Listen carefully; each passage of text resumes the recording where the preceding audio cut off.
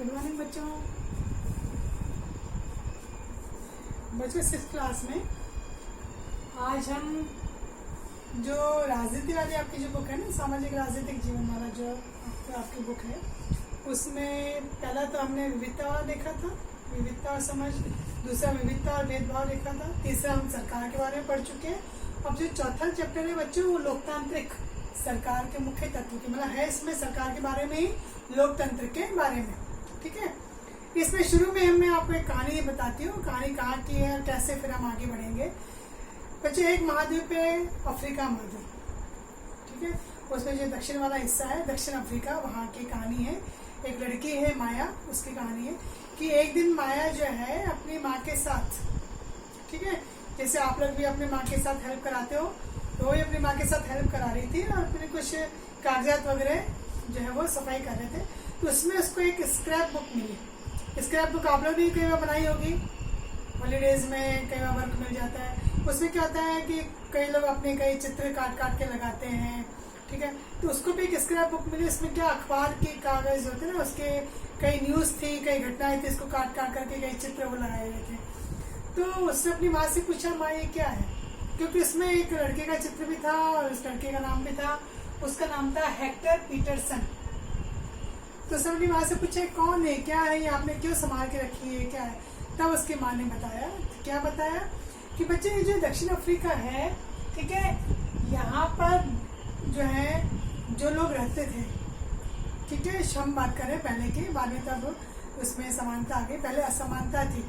श्वेत यानी गोरे लोग और अश्वेत है ना, जिनका चमड़ी का रंग काला होता है, सांवला होता है, वो अश्वेत लोग है ना, काले लोग। दो तरह के वहाँ पे लोग रहते थे। तो ये जो बच्चे की हम बात कर रहे हैं, तो ये शहर की बात हो रही जोहान्सबर्ग, वहाँ पे एक जगह थी जोहान्सबर्ग, वहाँ की घटना की बात हो रही है कि वहाँ पर क्या होता था कि रंग भेद था। रंग भेद क्या होता है बच्चे? जब चमड़ी की रंग के आधार पे जो है भेदभाव किया जाए, तो वहाँ पे जो गोरे लोग थे वो काले लोगों के साथ, यहाँ तक कि वहाँ की सरकार जो है वो भी काले लोगों को परेशान करती थी, उनको अधिकार नहीं देती थी। अब कौन से अधिकार नहीं थे? देखिए, सबसे पहले तो ये जो अलग अलग विभिन्न प्रकार के वहाँ पे लोग रह रहे हैं ना, उनको आपस में बात करने की इजाजत नहीं थी। उनको पास पास रहने की इजाजत नहीं थी कि पास पास घर बना रहे हैं। पास पास बैठने की इजाजत नहीं थी उनको कि भाई काले लोग कैसे पास में बैठ जाए गोरे लोगों के। उनको बस में, ट्रेन में जो है उनके लिए अलग अलग व्यवस्था थी। गोरों के लिए अलग व्यवस्था, कालों के लिए अलग व्यवस्था। यहाँ तक कि बस स्टैंड भी अलग अलग थे। ठीक है, और यहाँ पर जो अस्पताल है वो भी गोरे लोगों के लिए अलग, काले लोगों के लिए अलग। और अस्पताल ले जाने वाली जो गाड़ियां, जैसे अपन कहते हैं ना एम्बुलेंस जैसे होती है, वो गाड़ियां भी अलग अलग। मतलब सोचो आप कितना भेदभाव, काले लोगों का सारा अलग, गोरे लोगों का सारा अलग। और सारे अधिकार, अब अपन कहते हैं एम्बुलेंस है या अस्पताल की कोई गाड़ी है, तो गोरे लोगों के लिए आ रही है, श्वेत लोगों के लिए, तो उसमें सारी सुविधाएं हैं, मशीनें भी है, सब है कि भाई गाड़ी में ही इलाज हो जाए मरीज का। और जो काले लोग थे उनकी गाड़ी में कोई भी ऐसी व्यवस्था नहीं थी। फिर जो काले लोग हैं उनको वोट देने की आजादी नहीं थी, वो वोट नहीं दे सकते थे, उनको सरकार चुनने का अधिकार नहीं था। जबकि ये सारे अधिकार किसके पास थे? गोरे लोगों के पास, श्वेत लोगों के पास। यहाँ तक कि वहाँ की जो जमीन है, जो अच्छी अच्छी जमीन है, वो तो गोरे लोगों की, और जो खराब जमीन है जहाँ कुछ पैदावार नहीं हो सकती है, ठीक है, वो सारी जमीनें किसको दे दी जाती थी? काले लोगों को। तो ये सब अपन क्या देख रहे हैं बच्चों? भेदभाव देख रहे हैं। ये भेदभाव इतना ज्यादा जो है हो गया था वहां पर कि वहां पे एक शहर का नाम ले रहे हैं, सोवेटो शहर। यहाँ पर फिर क्या हुआ कि ये जो बच्चे की अपन बात कर रहे हैं पीटर, ठीक है, यहाँ पर हेक्टर पीटरसन, तो वहाँ के जो लोग हैं श्वेत लोग, इनकी भाषा थी अफ्रीकांस। वहाँ पे अफ्रीकांस भाषा वो लोग बोलते थे। और ये जो काले लोग हैं इनके वहाँ की भाषा थी जुलू। तो इन लोगों पे, काले लोगों पे अफ्रीकांस भाषा बोलने का जोर दिया जा रहा था कि आपको ये भाषा बोलनी है, जबकि ये लोग इसका विरोध कर रहे थे, काले लोग, कि हम जुलू भाषा ही बोलेंगे। तो इस बात को लेकर के वहां पर क्या हो गया? संघर्ष बहुत ज्यादा बढ़ गया। अब ये जो आपस में इनका संघर्ष बढ़ा, तो इतना ज्यादा संघर्ष बढ़ गया कि पुलिस को वहां पर, अच्छा पुलिस भी क्या करती थी कोई भी ऐसे दंगे फसाद आंदोलन हो रहे ना तो काले लोगों को ही निशाना बनाती थी।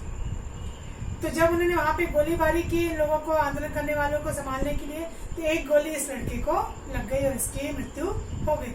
ये बात है बच्चों 1976 की क्षेत्र की बात है। इसके बाद वहां पर जो अश्वेतों के नेता थे नेल्सन मंडेला, उन्होंने फिर एक आंदोलन चलाया, समानता का आंदोलन, कि हमें भी बराबर के अधिकार चाहिए, काले लोगों को भी गोरे लोगों के बराबर अधिकार चाहिए। और फिर ये जो लंबा आंदोलन चला और इस आंदोलन का रिजल्ट ये निकला कि वहां के सरकार को फिर काले लोगों की बात माननी पड़ी, ठीक है। और वहां पर जो है लोकतंत्र की स्थिति आई। 1994 में लोकतांत्रिक देश बन गया और यहाँ पे समानता और न्याय की व्यवस्था हुई। हालांकि नेल्सन मंडेला को जेल में बंद कर दिया गया था क्योंकि ये प्रमुख नेता थे, बाद में उनको जेल से रिहा भी किया गया। तो उनकी मेहनत रंग लाई और उन्होंने वहाँ पे अपने अश्वेतों के लिए जो आंदोलन किया उसका असर हुआ कि वहाँ पर फिर सब लोगों को अधिकार मिल गए, सबको समान माना जाने लगा। तो हम यहाँ पे बात करते हैं लोकतांत्रिक का मतलब क्या है, लोकतंत्र शब्द का मतलब क्या है। और जैसे अपने देश में लोकतंत्र है, तो लोकतंत्र में क्या होता है, चुनाव होते हैं, सभी को वोट देने की आज़ादी होती है, ठीक है। तो जो चुनाव होते हैं उसमें जो प्रतिनिधि खड़े होते हैं चुनाव में अलग अलग दल के, उन प्रतिनिधियों को हम वोट देते हैं। वो प्रतिनिधि जो है हमारी तरफ से क्या करते हैं, शासन करते हैं। जैसे भारत में 5 वर्ष के लिए जो है सरकारें आती हैं, तो हम जिसको चुनते हैं वो सरकार सत्ता में आती है, 5 वर्ष तक शासन करेगी। और उसके बाद अगर हमें पसंद नहीं है, सरकार के कोई काम पसंद नहीं आते, तो जनता को अगला मौका मिलता है अगले 5 साल में उस सरकार को हटा करके नई सरकार लाने का। तो सरकार जो है यहाँ पे इसकी, अब देखिए जो हम भागीदारी करते हैं, हम भागीदारी करते हैं कैसे, राजनीति में वोट दे करके अपना मतदान कर रहे हैं हम, तो हम अपनी सरकार को चुन रहे हैं, ठीक है, और हमारी द्वारा चुनी गई सरकार जो है कार्य करेगी। तो ये तो हो गई हमारी भागीदारी। पर हम अन्य तरीकों से भी सरकार का ध्यान अपनी ओर खींच सकते हैं। वो क्या होता है तरीका, क्या क्रियाएं होती है इसके अंतर्गत। तो यहाँ पर क्या है कि लोकतंत्र में ही ये अधिकार मिला है लोगों का, एक तो सरकार की आलोचना करने का। जहाँ लोकतंत्र नहीं वहाँ सरकार की आलोचना करने पर दंड मिलता है, पर यहाँ पे लोकतंत्र जहाँ है वहाँ पे लोग खुलेआम सरकार की आलोचना कर सकते हैं, सरकार के खिलाफ जा सकते हैं। वो इसके लिए कई बार क्या करते हैं, अपनी मांगे पूरी करवाने के लिए वो धरना करते हैं, प्रदर्शन करते हैं, जुलूस निकालते हैं, रैलियां निकालते हैं, हड़ताल करते हैं। आपने देखा होगा कई बार रास्ते में लोग झंडे लेकर के रैलियां निकाल रहे हैं, नारे लगा रहे हैं, तो बैनर भी लेकर के चलते हैं वो। फिर मीडिया के सारे भी, मीडिया भी सपोर्ट करती है, मीडिया भी जो सरकार की जो है कमियां को बताती है, उनकी आलोचना करती है। तो इन सब माध्यमों से भी भागीदारी होती है, मतलब सरकार का ध्यान अपनी मांगों की ओर खींचने के लिए। अच्छा, कई बार अन्य कारण भी होते हैं कि समाज में या उस देश में जो लोग रह रहे हैं वो आंदोलन करते हैं।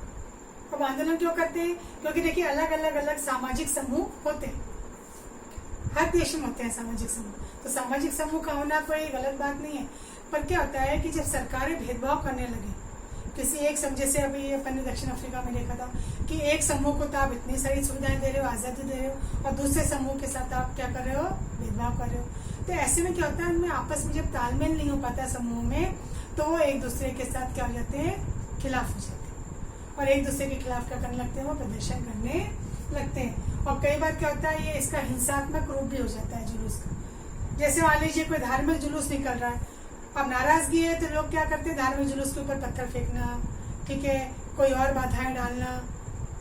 तो ऐसे में क्या है, किसी को मारना बिना बात के, धर्म के नाम को लेकर के। तो ऐसे में क्या होता है, फिर पुलिस को आगे आना पड़ता है, फिर पुलिस को जो है उसके ऊपर नियंत्रण करना पड़ता है, और कई बार फिर कुछ बड़े कदम भी इनको उठाने पड़ते हैं। तो ये भी एक कारण हो जाता है सरकार के खिलाफ जाने का। फिर यहाँ पे एक अपन पॉइंट और लेंगे, नदियां। आप कभी सोच भी नहीं सकते कि नदी का पानी भी विवाद का विषय हो सकता है। अपने दक्षिण भारत में 2 राज्य हैं, कर्नाटक और तमिलनाडु, ठीक है। यहाँ पे जो नदी बहती है कावेरी नदी, उस नदी के पानी को लेकर के दोनों राज्यों में लड़ाइयाँ होती हैं, विवाद चल रहा है। क्या चल रहा है कि इस नदी पे 2 बांध है, डैम।